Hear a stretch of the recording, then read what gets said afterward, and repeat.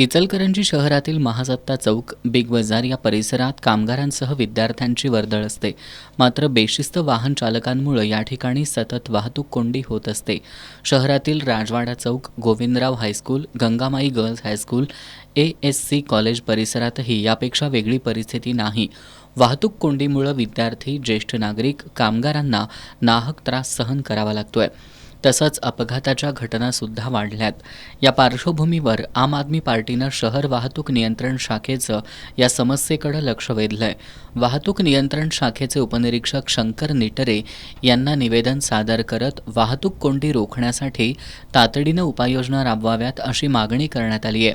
निवेदन सादर करताना आपचे शहराध्यक्ष वसंत कोरवी, प्रकाश सुतार, रावसाहेब पाटील, शब्बीर शिरोळे, दिनेश कोळी, बाबूराव माळी, अनिता बडे, माजिद इमाम नाईकवडे आदी उपस्थित होते.